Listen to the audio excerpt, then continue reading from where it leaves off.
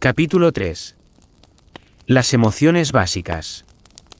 Las emociones básicas, únicas y diferentes entre sí, son parte del funcionamiento de nuestro cerebro. Existe un programa neurológico propio para cada emoción.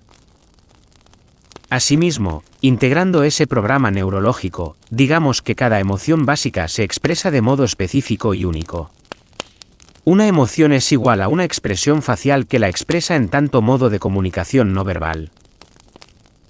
Como parte de ese programa neurológico, debemos incluir que a cada emoción le corresponde un sentimiento, el reconocimiento consciente de la experiencia vivencial de esa emoción que lo origina. Dicho de otro modo, el sentimiento es la toma de conciencia de la emoción que le da origen. Los invito ahora a transitar por cada una de las emociones básicas.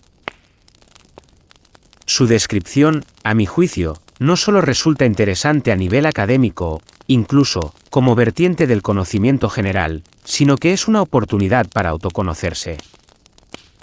Reparar en las expresiones emocionales nos permitirá tomar contacto con nosotros mismos y, a la vez, comenzaremos a adentrarnos en las expresiones emocionales de quienes nos rodean. Al comprender las expresiones faciales de nuestros semejantes aumentaremos nuestra capacidad de empatía.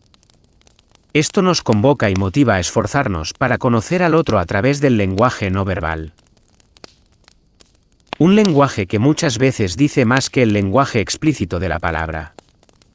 Sorprendentemente, no tenemos formación ni educación emocional. Todo nuestro desempeño emocional es espontáneo, no aprendido, no elaborado. Por lo tanto, no hemos tenido la oportunidad de reparar conscientemente y en detalle en el fascinante mundo de nuestras emociones y de las de quienes nos rodean.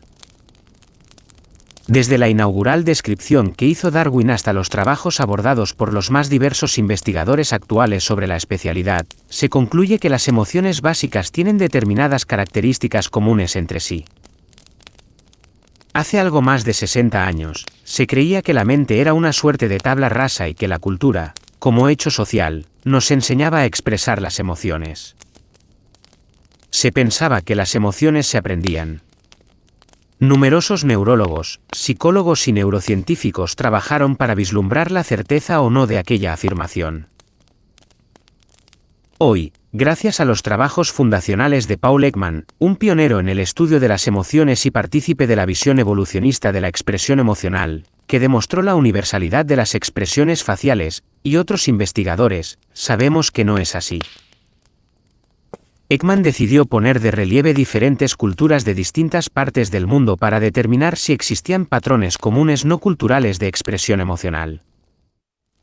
Fue así que estudió 21 culturas alfabetizadas y 2 culturas no alfabetizadas, que no habían tenido contacto con el resto de la civilización.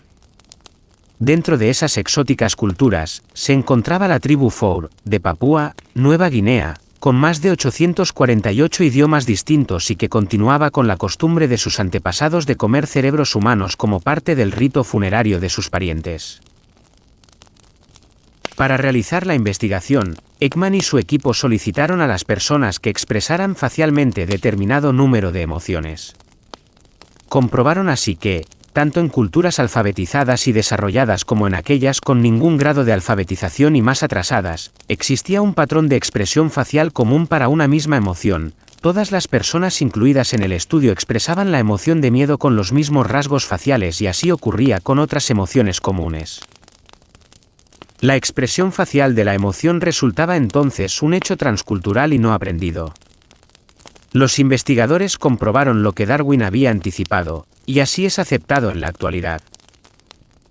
En principio, las emociones identificadas fueron 6, el miedo, la ira, la alegría, la tristeza, el asco y la sorpresa. Cualquier persona, en cualquier parte del planeta, expresa facialmente estas emociones del mismo modo. Es justamente por eso que, por ejemplo, al ver un rostro de tristeza, lo decodificamos como tal, porque lo conocemos sin necesidad de haberlo aprendido con anterioridad, está en nosotros, en nuestra genética. Estas emociones son innatas, básicas, universales, involuntarias. No requieren aprendizaje, son transculturales y permiten su reconocimiento en los otros. tal como Darwin señaló, son una resultante evolutiva de nuestra especie. Es más, a semejanza de un psicólogo evolucionista, Darwin afirma que son transespecie. Cualquiera puede comprender la expresión emocional de su perro y éste entiende perfectamente las nuestras. A cada emoción, su rostro. A cada emoción, su expresión.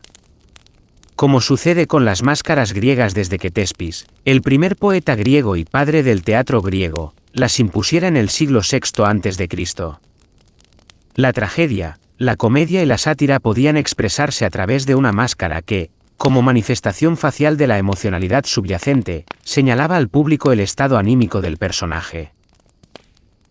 Como un emoticono actual, una imagen expresa el universo anímico de quien la exhibe y es comprensible para el entorno con el que se interactúa. En el teatro griego, el espectador más alejado comprendía la emoción del actor, el cambio de máscara anunciaba el cambio de emoción. Ekman terminó desarrollando un complejo equipo informático que permite identificar ese sistema de señales universales a través de un lector de caras que pone de manifiesto una cartografía facial con 55 puntos evaluados informáticamente y que determinan la expresión de las emociones básicas universales e involuntarias.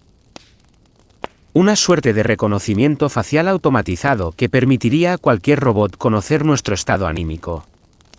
Con solo mirarnos, el robot sabría si sentimos miedo, ira, alegría, tristeza, asco o sorpresa. Hacia 1978, Ekman y Friesen comenzaron a desarrollar este sistema de codificación de acción facial, la Facial Action Coding System, FACS, que permite evaluar gran cantidad de expresiones diferentes. ¿Qué es esto? Resulta que la emoción se manifiesta en el rostro como un programa neurológico donde se ponen en movimiento distintos músculos o conjuntos de músculos que actúan como una unidad, y la combinación de estas unidades da lugar a la expresión facial de la emoción. Es un lector automatizado de reconocimiento facial que releva las interacciones musculares aún en las llamadas microexpresiones, que duran apenas fracciones de segundo y resultan casi imperceptibles. La emoción, en su expresión facial, pasa a ser una suerte de reflejo neurológico específico de la emoción básica y universal que la genera. Una séptima emoción es el desprecio o desdén. Esta manifestación del estado anímico también tiene una expresión facial propia, aunque hay investigadores que no la consideran como una emoción básica y universal, ya que el desprecio requiere en su manifestación de cierto componente consciente, cognitivo, relacionado con el pensamiento y los procesos decisorios. No obstante, haremos referencia a él en su momento. Una emoción es, en términos literarios, una suerte de guión evolutivo de nuestra especie, escrito durante el transcurso de millones de años. Las emociones se encuentran profundamente talladas en la profundidad de nuestro cerebro como un bajorrelieve artístico en la indeleble roca de una caverna prehistórica. Con el desarrollo de las investigaciones, se han incluido muchas manifestaciones emocionales más, así como también sentimientos. Sin embargo, en este capítulo solo describiremos las 7 emociones básicas y universales, sobre las cuales hay claro consenso en la actualidad. Seguramente el miedo es la emoción básica más estudiada por la ciencia, entre otras cosas, porque es la más antigua. Si aplicamos el estudio de las emociones en base a la filogenia, el estudio de la historia evolutiva de las especies a partir de un antepasado común, sin duda nuestro antepasado más antiguo en la evolución de nuestra especie ya sentía miedo, de ahí que se la considere la primera emoción en nuestra escala evolutiva. Y seguramente lo es si consideramos nuestra evolución ontogénica. La ontogenia es un término que se refiere a la evolución del individuo, en este caso, nosotros, desde su etapa embrionaria, evolucionamos ya dentro del vientre materno en nuestra condición inicial de embriones. En algún momento de aquellos 9 meses dentro del vientre materno, también debimos sentir miedo ante cambios intrauterinos que el desarrollo nos imponía.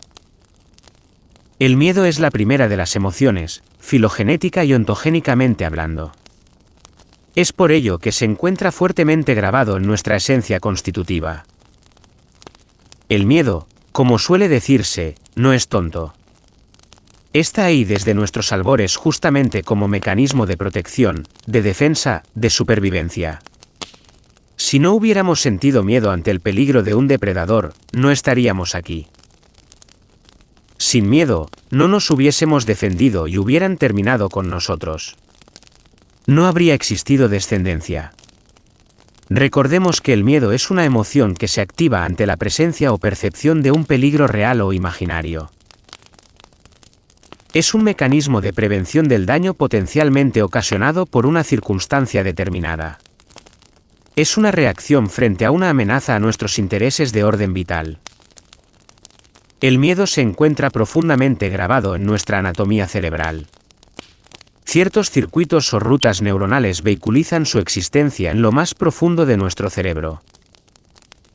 La anécdota de Darwin en el Zoológico de Londres frente al serpentario es un ejemplo perfecto de cómo funciona el miedo automático e instintivo. Darwin sintió miedo y reaccionó preservando su integridad, su vida. De no haber existido el cristal del serpentario, el miedo lo hubiera salvado. Veamos lo que sucedió en el cerebro de Darwin. Cuando se encontraba observando los ofidios y súbitamente uno de ellos se lanzó hacia él en un rápido ataque, Darwin captó el movimiento del animal por medio de su vista. Esta percepción se reforzó con la información sensitiva del sonido de la cabeza del animal al impactar sobre el vidrio. Toda esta información fue desde sus ojos y oídos a la región del cerebro denominada tálamo, donde convergen las vías sensitivas que traen información del exterior, del mundo que nos rodea. De ahí la información fue a las amígdalas cerebrales, a través de conexiones neuronales. Las amígdalas dispararon una reacción de miedo que se manifestó con una rápida orden de alejarse del peligro. Con la evolución de nuestra especie, a esas estructuras cerebrales antiguas y esenciales del tálamo y la amígdala se agregaron la corteza cerebral y su subproducto funcional, el pensamiento.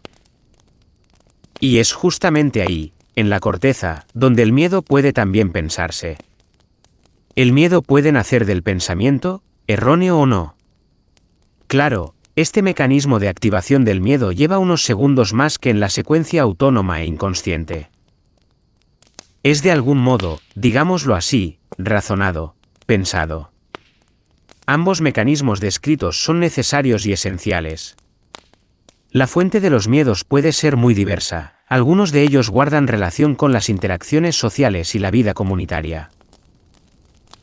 Imaginemos, por ejemplo, el miedo provocado por los dioses vengativos de algunas religiones o el miedo insertado en nuestra historia universal por movimientos políticos, como el nazismo. El rostro de miedo tiene, como el resto de las emociones básicas, una manifestación que le es propia.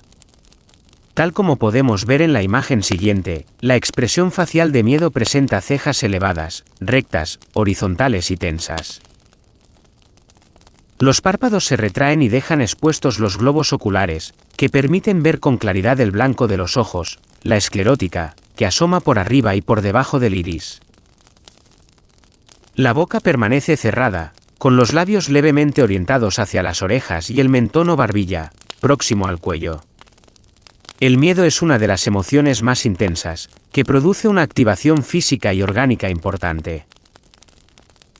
Como componente de la comunicación no verbal, esta expresión facial tiene por finalidad transmitir al entorno la presencia de una amenaza, de alertar sobre esa novedad. También, y a título individual, busca comprensión y soporte social en quienes rodean a la persona.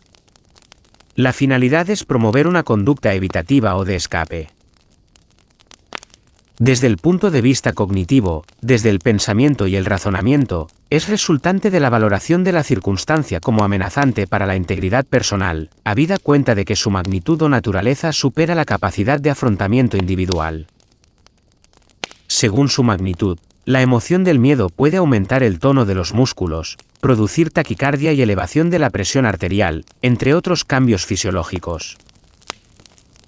Cabe señalar aquí que los circuitos y estructuras cerebrales por los cuales se activa la emoción de miedo son los mismos de uno de sus sucedáneos, la ansiedad. El miedo es una emoción, la ansiedad es una enfermedad.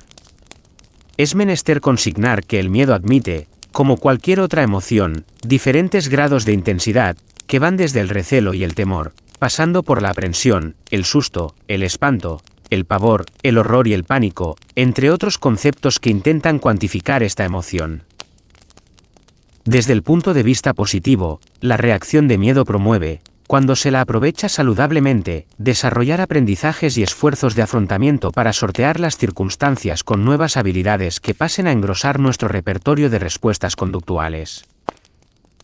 El miedo es necesario, pero su exceso es enfermedad. La ira. Todos hemos vivido la emoción de ira o rabia, de hecho, la sentimos con cierta frecuencia. La ira es una emoción caliente, intensa, pasional. Desde una perspectiva evolutiva, es una emoción que descarga energía psíquica y física con la finalidad de ataque o defensa. Puede estar presente en aquellas circunstancias que resultan evaluadas como injustas, no merecidas, ante una ofensa, la lesión de un derecho inalienable, el atentado contra derechos morales y situaciones que generan frustración, entre otros justificativos posibles. La expresión facial de ira, como puede observarse en la imagen siguiente, incluye el descenso del extremo interno de las cejas y el aumento de la tensión en los párpados. Los ojos se tornan amenazantes, con una mirada focalizada y brillante, el párpado superior se eleva y el inferior desciende, dejando ver la parte blanca de los ojos, la esclerótica. Los labios se afinan y aprietan entre sí, haciéndose menos visibles. El rostro se enrojece por activación de la circulación sanguínea en la piel, a diferencia del miedo, donde la sangre disminuye la irrigación facial, empalideciendo el rostro. La mandíbula se contrae forzando a que la arcada dental del maxilar inferior comprima los dientes del maxilar superior. La activación de orden físico incluye taquicardia, elevación de la presión arterial y aumento de la frecuencia respiratoria, entre otros cambios que nos preparan para la lucha. La agresividad como conducta sostenida en el tiempo y como resultado de una personalidad hostil se relaciona con determinadas enfermedades, en particular con las cardíacas y el infarto agudo de miocardio. La ira tiene como función la defensa y el sorteo de impedimentos que obstaculicen alcanzar los objetivos deseados. Es una señal de alarma para quienes nos rodean, indicando el grado de afectación emocional que nos invade. Es una emoción intensa y, de hecho, es lícitamente aplicable cuando corresponde. Circunstancias de ira se citan innumerables veces en la literatura y hasta en escritos religiosos. En el Nuevo Testamento, se narra que durante la Pascua judía Jesús asiste al templo de Jerusalén, el templo de Herodes, y al observar que mercaderes y cambistas venden palomas y otros animales para sacrificios y cambian monedas romanas y griegas por aquellas que podían utilizarse en el templo, comerciando de manera especulativa y limitando injustamente el acceso de los judíos pobres al templo, reacciona con ira. Este es un relato bíblico que, aun en el contexto de la promoción de la conducta no violenta, encuentra un justificativo moral y religioso para una expresión emocional de ira. Cito este ejemplo con la sola intención de hacer notar que las emociones básicas son parte constitutiva fundamental de nuestra forma de reaccionar cuando las circunstancias lo ameritan. Sin embargo, más allá del caso extremo expuesto, es conveniente dimensionar las circunstancias reales que provocan la emoción de ira, con la finalidad de reaccionar solo cuando la situación lo exige. Las sobrereacciones de ira resultan dañinas para la salud y lesionan la relación social con el entorno. Como expresaban los frontispicios de los templos griegos, todo en su medida y armoniosamente. Hace más de 2500 años, Aristóteles nos dejaba algo al respecto, que es oportuno citar aquí: cualquiera puede enfadarse, eso es fácil, pero enfadarse con la persona adecuada, la cantidad adecuada, en el momento adecuado y de la manera adecuada, no es fácil. Si bien es correcto enfadarse cuando corresponde, la ira es una emoción costosa para la salud y el bienestar personal. El psicólogo Daniel Goleman citó una vez un antiguo relato japonés que, como muchos otros de contenido filosófico, nos aporta una enseñanza. En él, la ira se compara con el infierno y la calma, con el cielo. Según cuenta un antiguo relato japonés, un belicoso samurái desafió en una ocasión a un maestro zen a que explicara el concepto de cielo e infierno. Pero el monje respondió con desdén: «No eres más que un patán». No puedo perder el tiempo con individuos como tú. Herido en lo más profundo de su ser, el samurái se dejó llevar por la ira, desenvainó su espada y gritó: «Podría matarte por tu impertinencia». «Eso», repuso el monje con calma, «es el infierno». Desconcertado al percibir la verdad en lo que el maestro señalaba con respecto a la furia que lo dominaba, el samurái se serenó, envainó la espada y se inclinó, agradeciendo al monje la lección. «Y eso», añadió el monje, «es el cielo». El conocimiento de nuestras emociones y darse cuenta de cuando éstas se disparan es, sin duda, un camino de autoconocimiento. No todos desatamos una reacción de ira por los mismos motivos ni circunstancias. Depende de los pensamientos, historias, experiencias y escala de valores personales. Sí, es cierto que la reacción agresiva de la ira se desencadena casi al mismo tiempo en que aparece la supuesta causa que la provoca. El tiempo que media entre el hecho ofensivo y la reacción es muy breve. Por otra parte, la otra característica de esta particular emoción es la falta de proporcionalidad en la respuesta. Esto significa que la reacción de ira tiene casi siempre una respuesta de alta intensidad, independientemente de la magnitud de los hechos. Es lo que diríamos una respuesta on/diagonal off. Sucede que, como en otras emociones básicas, la ira es una emoción ancestral, cuya respuesta se estereotipa en los albores de nuestra humanidad. Por entonces, los motivos que generaban ira eran en su mayoría importantes. Se trataba seguramente de amenazas a la integridad física personal, del grupo familiar o de territorialidad, a la obtención de alimento o a cualquier otro motivo que comprometiera intereses esenciales. Así, la emoción de ira quedó programada para reaccionar rápidamente en cuanto apareciera la agresión y con toda la intensidad posible. Esa modalidad de respuesta grabada en nuestro programa cerebral durante millones de años es la misma que la que tenemos hoy en día. Lo que sí ha cambiado es el estímulo que la desencadena. Antes era la amenaza de un depredador, hoy es la factura del gas o alguien que se nos adelanta en la cola de la caja de un supermercado. La modalidad de reacción sigue siendo la misma psicológica, emocional y físicamente. Hoy elevamos nuestra adrenalina ante eventos de escasa magnitud, cuando hace millones de años lo hacíamos ante la amenaza de nuestra propia existencia. Es por ello que Aristóteles dijo que reaccionar con ira del modo que corresponde no es fácil. Es que estamos programados para una respuesta automática de ira en cuanto a velocidad e intensidad.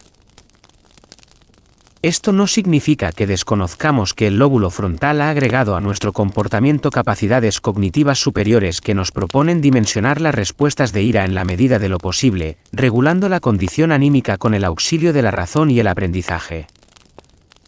En primera instancia, el control de la ira pasa por la intervención de esas dos variables, la velocidad en la reacción y su intensidad. Los esfuerzos en términos de corregir la velocidad de reacción son aquellos que apuntan a separar temporalmente el impulso emocional de la acción física.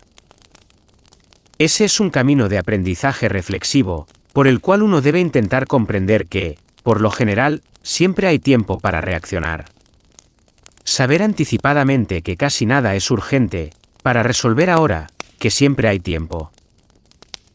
En realidad, requiere unos pocos segundos, como el tiempo habitual entre la emoción y la acción de una persona no entrenada en diferir sus acciones. El motivo que hoy nos genera una reacción de agresión casi con seguridad mañana resultará insuficiente.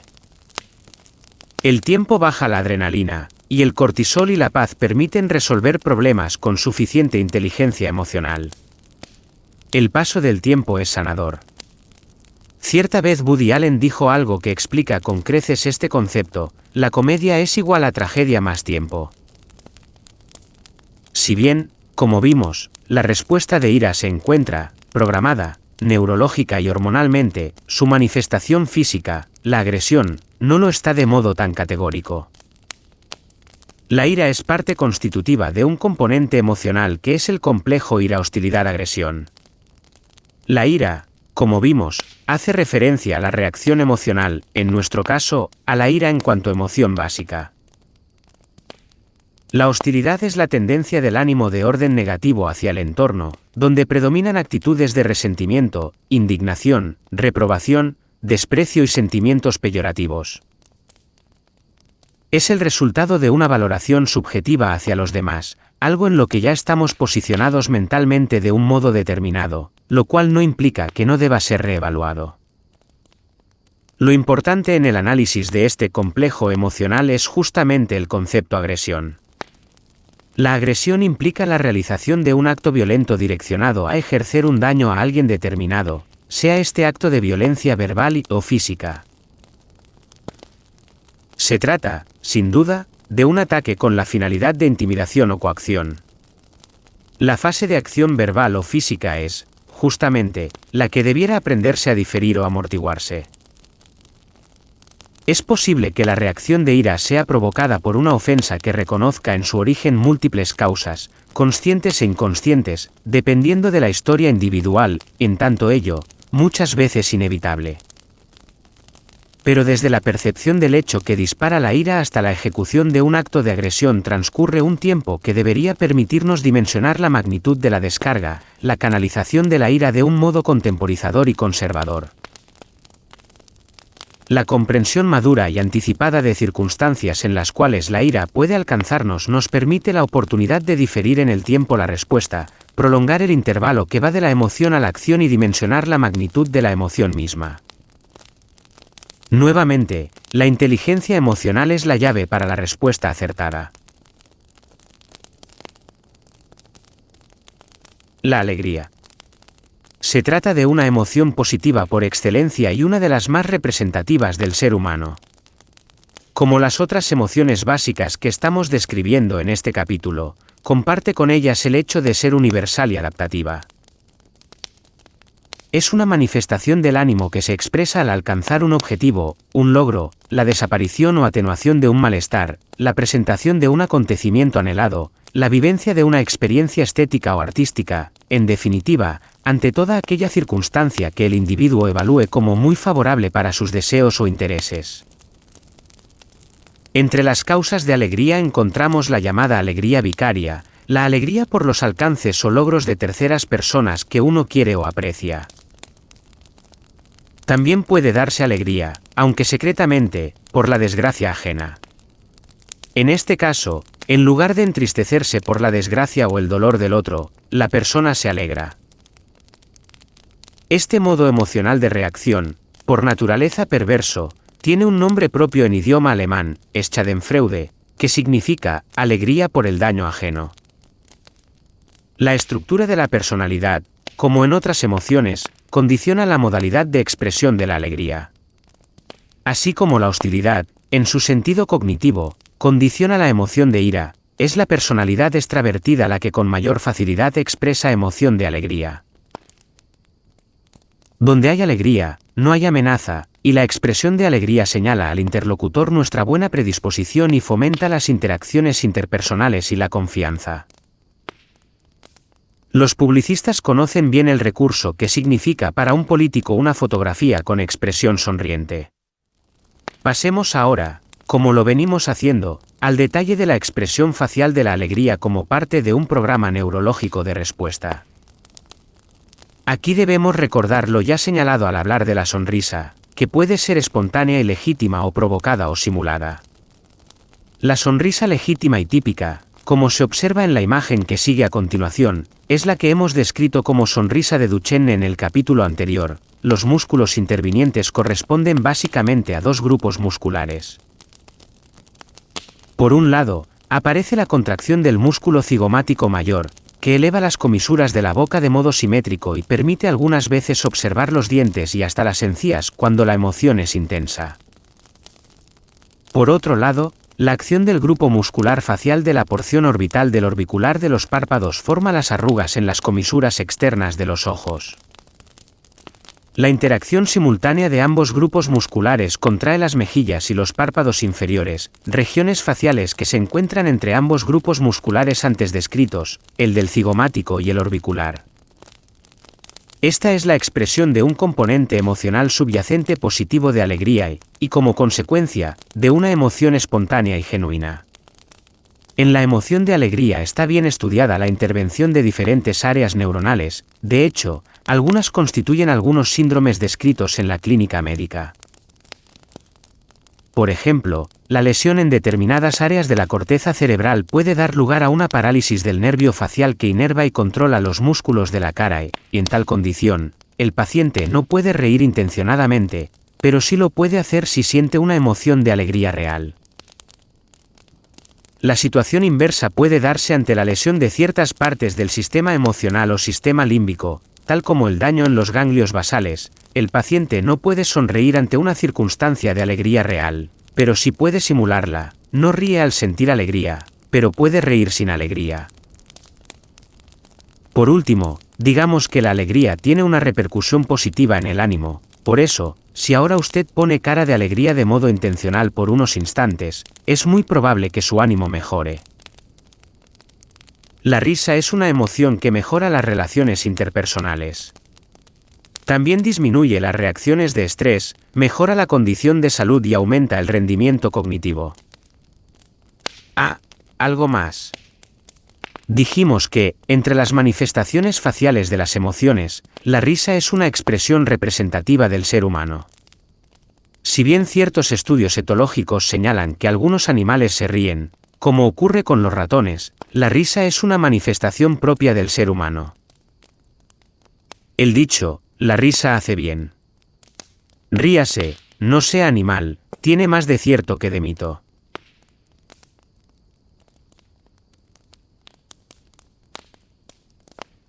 ¿La tristeza?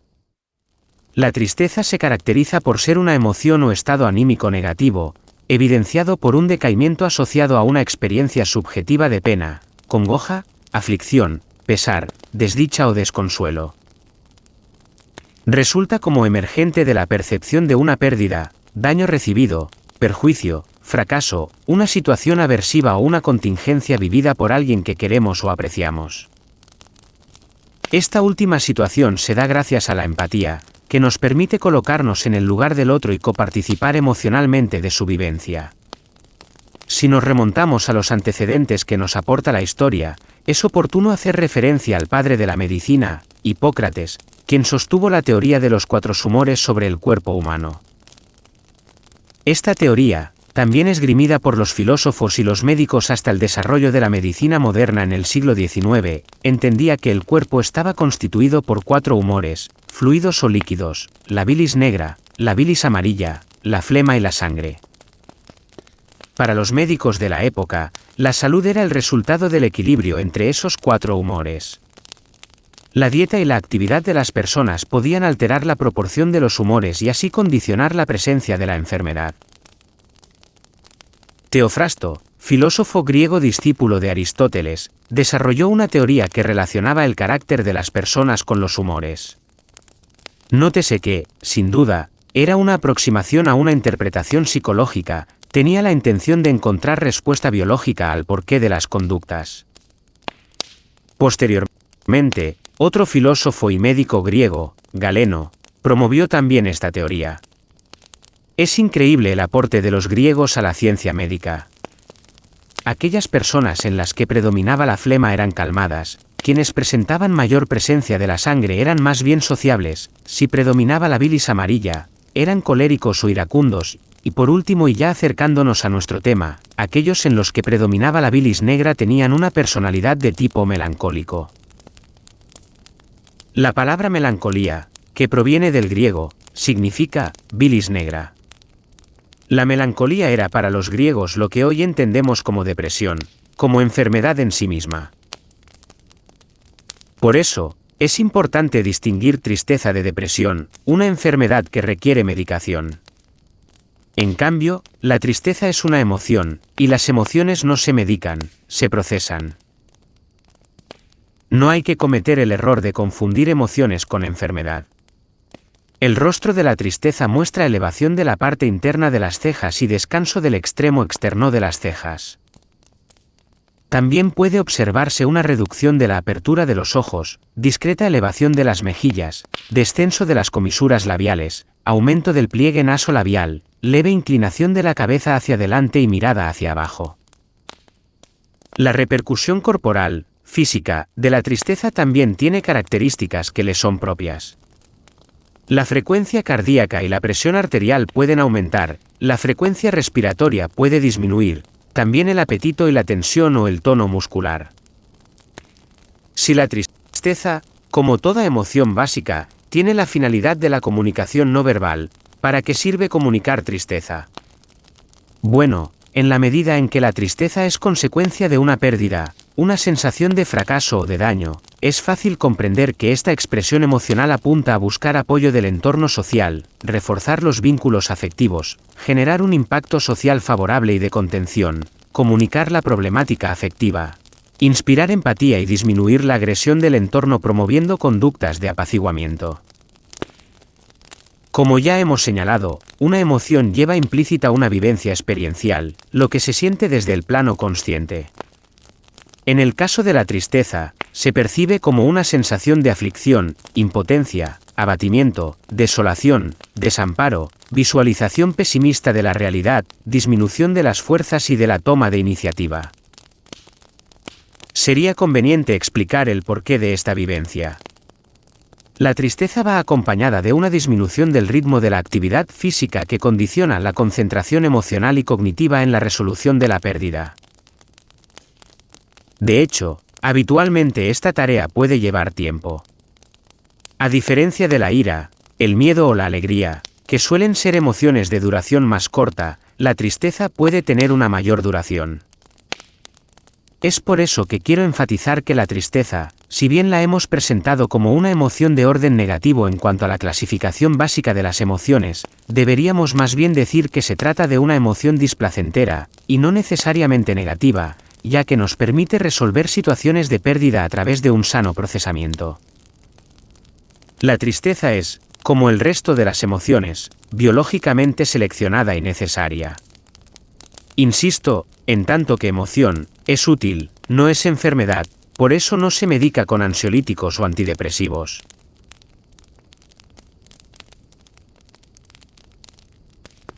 ¿El asco?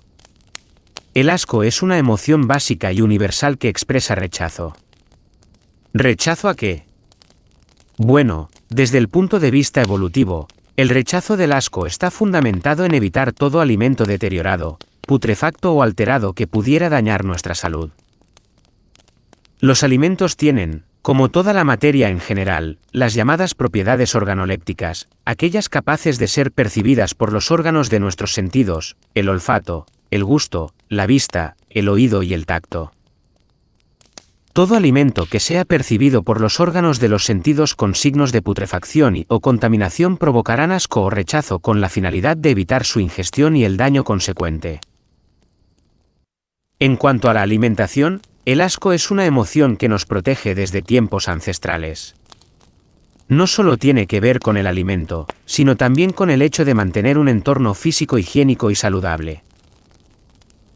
Todo aquello que provoque un estímulo aversivo a nuestros sentidos es probable que sea potencialmente dañino, entonces el asco disparará una conducta emocional de conservación de la especie. Existe otra característica del asco como emoción, genera una fuerte reacción fisiológica con activación y consecuencias olfativas, gustativas, gastrointestinales y de aumento de la tensión muscular. Es frecuente que una emoción de asco provoque náuseas y vómitos acompañados de malestar general. De esta forma, resulta claro que el asco potencia conductas saludables que nos llevan a evitar sustancias potencialmente tóxicas. También hay que tener presente que, si bien es una emoción básica y universal, el objeto que provoca la reacción de asco puede variar culturalmente. Hay culturas en las que se comen insectos, cucarachas, lombrices, caracoles, serpientes, sesos, larvas, orugas, ratas. Al ser un hecho cultural aprendido, no desencadena la emoción de asco. También es posible que la reacción de asco se dispare frente a alimentos en buen estado como una reacción de tipo personal. Si bien todo lo antedicho es cierto, hay sustancias que generan asco de modo universal. Entre ellas, debemos citar las heces, el vómito, la orina, los mocos y la sangre. Curiosamente, son constituyentes habituales del cuerpo. El asco, como toda emoción seleccionada por la naturaleza, es innata. Sin embargo, a diferencia de las otras emociones, no se manifiesta sino después del tercer o cuarto año de vida. Antes de esa edad, puede ocurrir que una criatura rechace un alimento que sencillamente no le guste, pero no se trata de esta emoción.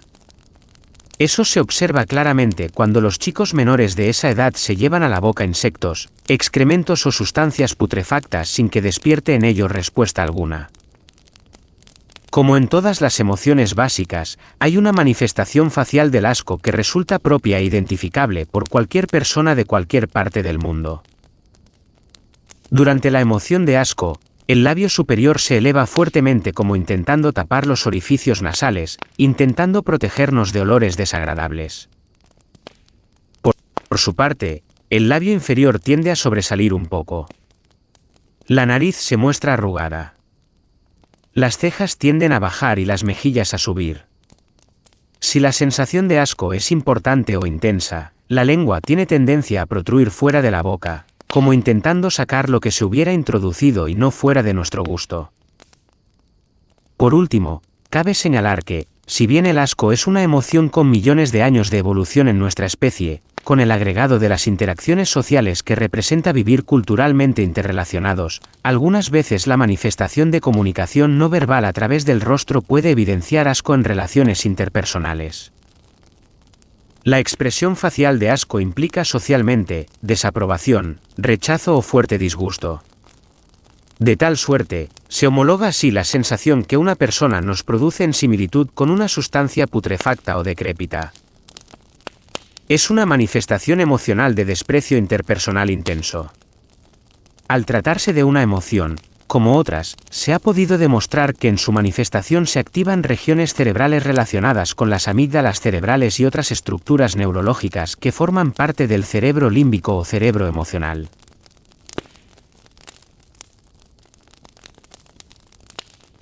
La sorpresa. La sorpresa es la sexta emoción descrita por Darwin y Paul Ekman. Tiene algunas características que la distinguen de las precedentes y es necesario puntualizar. Para comenzar, digamos que es una emoción, por definición, de muy corta duración. Apenas fracciones de segundo. Surge súbitamente ante algo imprevisto o inesperado. Hay quienes no la clasifican exactamente como una emoción ya que no es, como el resto de las emociones básicas, agradable o desagradable. En realidad, habría que interpretarla como una emoción toda vez que una circunstancia imprevista la dispara automáticamente como reacción biológica. Lo que sucede es que suele ser la parte inicial de otras emociones que le suceden. La sorpresa puede ir seguida, por ejemplo, de alegría o miedo. De este modo, la sorpresa constituye la primera etapa de otras emociones básicas. Como toda emoción, tiene una expresión facial no verbal que le es propia. Como podemos ver en la siguiente figura, en la sorpresa son típicos la elevación de las cejas y el estiramiento o tensión de la piel debajo de las cejas. Los ojos se abren, elevando el párpado superior y bajando el inferior. Así, queda expuesta la parte blanca del ojo, la esclerótica, por debajo y por arriba del iris.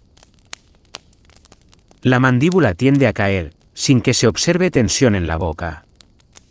La finalidad de la sorpresa es prepararnos para enfrentar una situación nueva cuando aún no sabemos qué es lo que está sucediendo exactamente, de ahí que pueda ser seguida por otra emoción.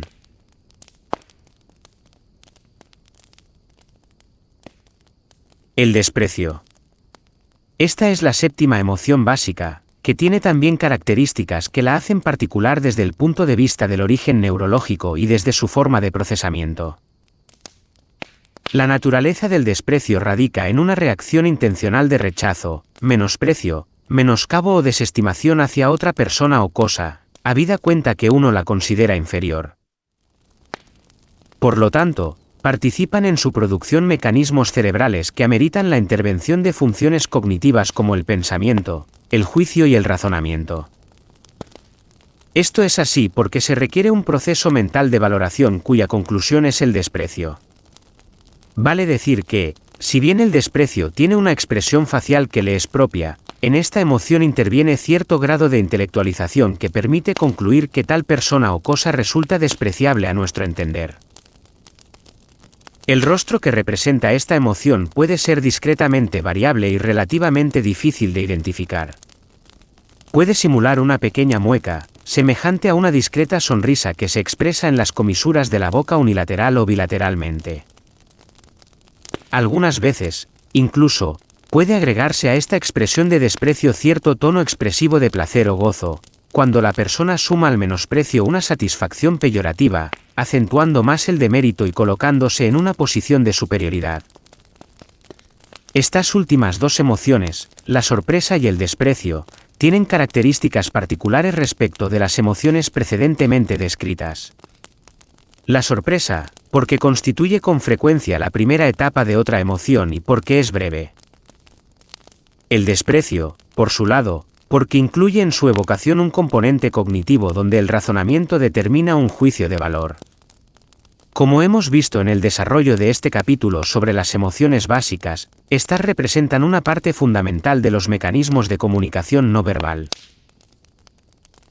Resultan un modo de relación interpersonal esencial, una suerte de idioma universal que permite expresar con creces nuestras manifestaciones emocionales, comunicándonos, entendiendo y haciéndonos entender en nuestro mundo de interrelación recíproca. Si reparamos en ellas y en sus variantes, aumentará nuestra capacidad de comunicación y empatía.